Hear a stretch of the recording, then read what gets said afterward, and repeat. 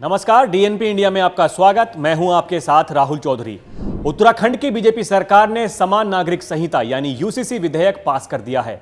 इसके बाद राज्य के मुख्यमंत्री पुष्कर सिंह धामी ने कहा कि उत्तराखंड यूसीसी लागू करने वाला पहला राज्य बना है और उम्मीद है कि इसके बाद दूसरे राज्य भी इस दिशा में आगे बढ़ेंगे। समान नागरिक संहिता बीजेपी के चुनावी मुद्दों में से एक रहा है।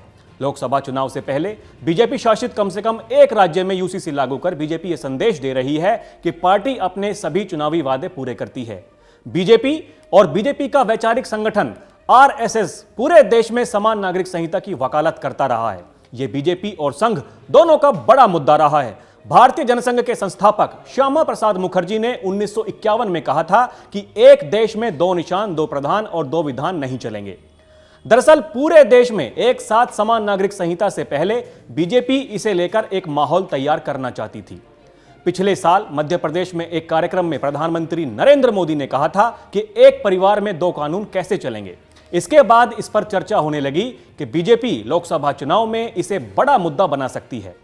यूसीसी को लेकर लॉ कमीशन काम कर रहा है और लोगों से सुझाव भी मांगे गए हैं। बीजेपी शासित राज्य में यूसीसी लागू करके बीजेपी दो चीजें हासिल कर रही है। एक तो यह कि राज्य में लागू होने के बाद यह एक तरह से पायलट प्रोजेक्ट की तरह काम करेगा और उसमें क्या कुछ बदलाव की जरूरत है, क्या कहीं कोई दिक्कत आ रही है, इन सब मसलों पर विचार किया जा सकता है। साथ ही बीजेपी यह संदेश भी देना चाहती है कि उन्होंने अपना समान नागरिक संहिता का वादा पूरा करने की दिशा में कदम बढ़ा दिया है। बीजेपी शासित राज्य एक के बाद एक इसे लागू कर सकते हैं। यूसीसी को लेकर जब लॉ कमीशन ने लोगों की राय लेनी शुरू की तब आदिवासी समुदाय की तरफ से इसका विरोध हुआ था और कहा गया था कि उन्हें इसमें छूट मिलनी चाहिए।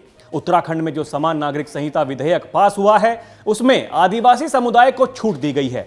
अब सवाल है कि आखिर सबसे पहले उत्तराखंड में इसे क्यों लागू किया गया। उत्तराखंड छोटा राज्य है जहां मुस्लिम आबादी भी कम है।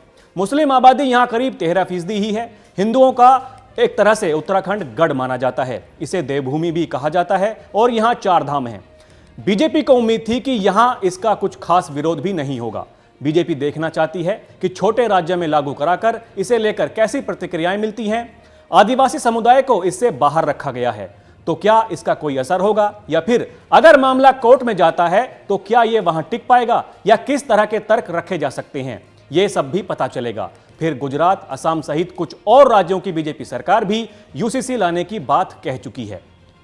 बीजेपी ने जम्मू कश्मीर से आर्टिकल 370 हटाने, महिला आरक्षण बिल, राम मंदिर निर्माण जैसे अपने चुनावी वायदे पूरे कर लिए हैं और यूसीसी भी बीजेपी का चुनावी वादा था।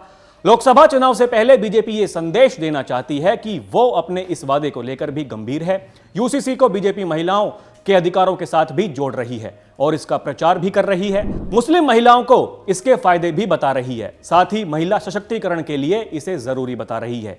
बीजेपी का मानना है कि महिलाएं उनका एक बड़ा वोट बैंक बन गया है और वो इसे धर्म जाति से अलग एक समुदाय के रूप में देखते हैं। तो अभी के लिए इतना ही। खबरों का सिलसिला जारी है। आप देखते रहिए डीएनपी इंडिया। नमस्कार।